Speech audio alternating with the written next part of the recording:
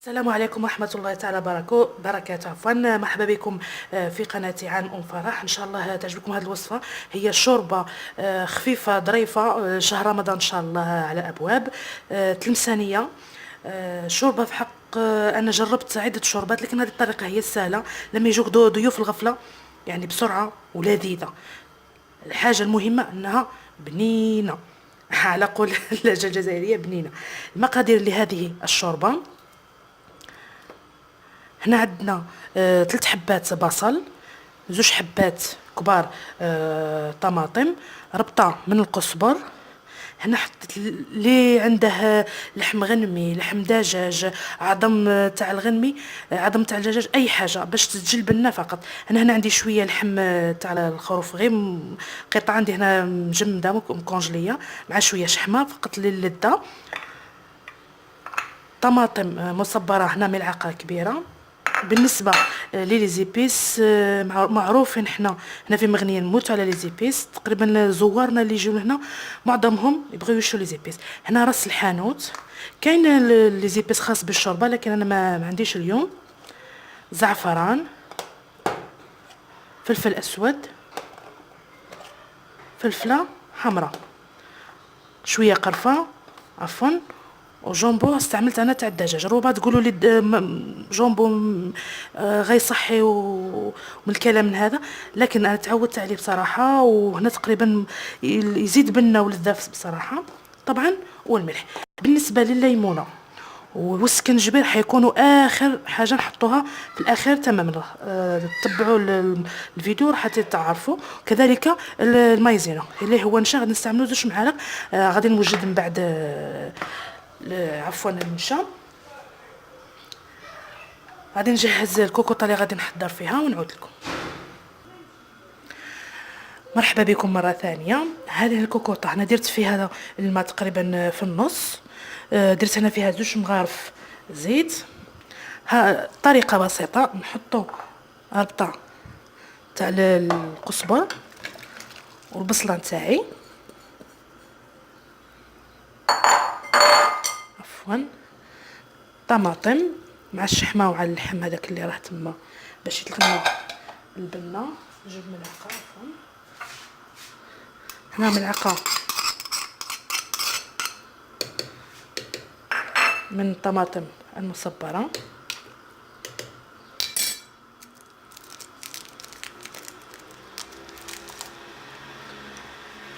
هنا جامبو تاع الدجاج،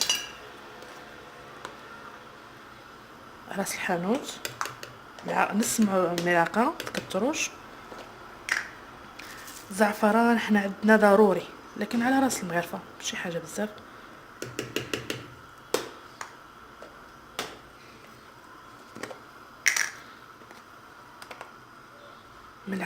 نص ملعقه من فلفل احمر،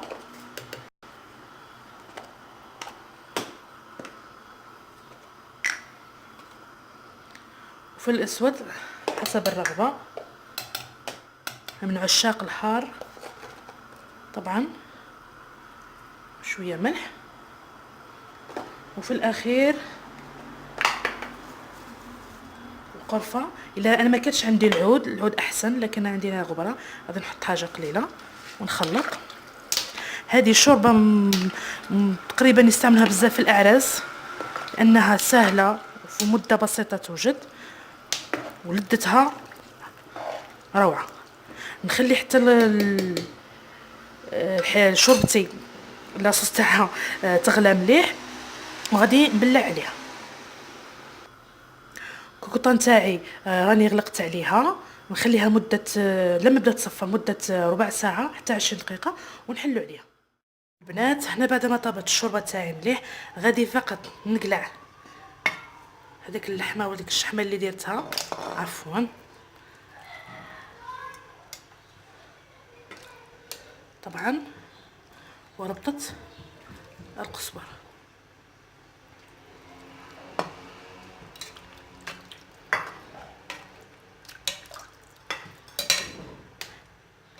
الا درتو هنا القرفه عود لازم تقلعوها قبل ما تطحنوا. غادي نطحن هذا الشوربه تاعي مليح. طبعا هنا غير البصل فقط والطماطم نطحنها مليح ونعود عليكم. هاني طحنت عفوا الشوربه تاعي. غادي نصفيها في الكسكاس لان لازم الشوربه تاعي تجي صافيه سيرو كما يقولوا حنا صافيه، ما فيهاش اي شوائب. غادي نصفيها ونرجع لكم. بسم الله، صفيها مليح.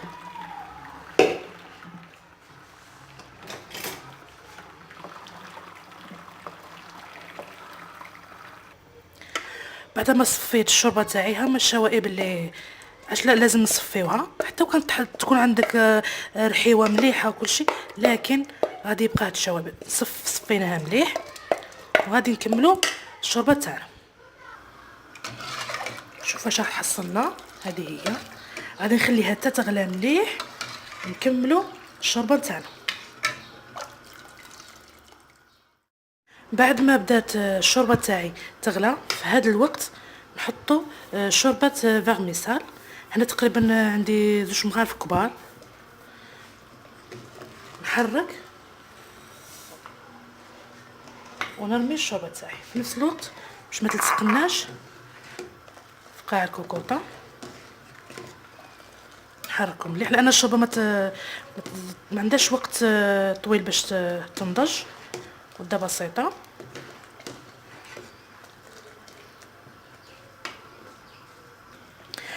في هذا الوقت اللي الشوربه تاعي راها تغلى، هنا بشرط ليمونه كما راكم تشوفوا، فقط القشور الصفراء. هنا الصفراء مش تدخلوش في هذاك البيض لانه مر. هذا هو الليمون، قشور الليمون. غادي نرميه في الشوربه. يزيد بنا البنات، والله يزيد بنا. سمحوا لي ما صورتكمش لاني باغي نكمل المرحله هذه. هنا المرحله الاخيره هي المايزينا. هنا عندي 2 ملاعق من المايزينا. نضيف لها سكنجبير تقريبا نص ملعقه. السكنجبير عندي طري زعما جديد ما شاء الله. طبعا والكرويه اللي معروفه تقريبا نص ملعقه، زيد شويه لانها تجي بده. نخلطها مليح.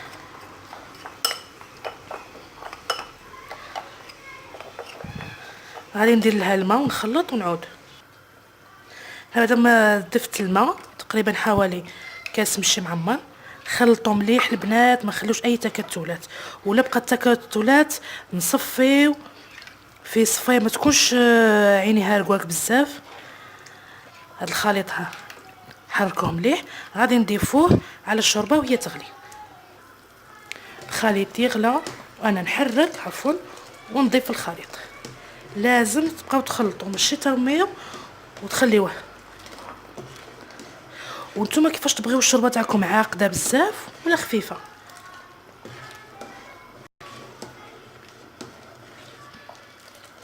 قبل ما نطفي عليها البنات اخر شيء نحطوا القزبر. انا ما عندي بقاليش قزبر طري، عندي مكونجلي تقريبا حاجه خفيفه، ملعقه وملعقتين من القزبر مقصوص مليح. طبعا مع المبشور الليمون اللي حطينا رائحه زكيه والله البنات، يا ريت تشموه. هنا في هذه المرحله نطفيو عليها، ما نزيدو لها اي شيء. شوفوا القوام تاعها. غادي نحطها لكم في صحن التقديم، نتلاقاو بعد قليل.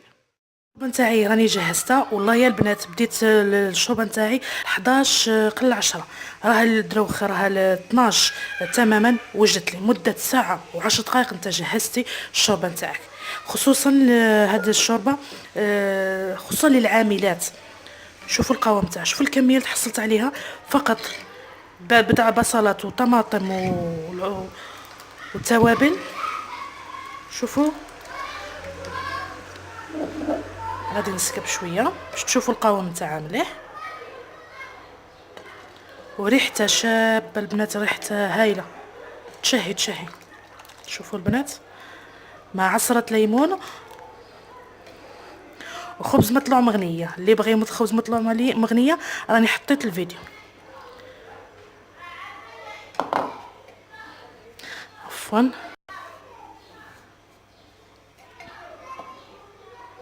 ان شاء الله تعجبكم هذه الوصفه البنات وجربوها، نتمنى تجربوها والله لا تستاهل. بسيطه جدا، وكل مره نحط وصفات جديده. الى اللقاء.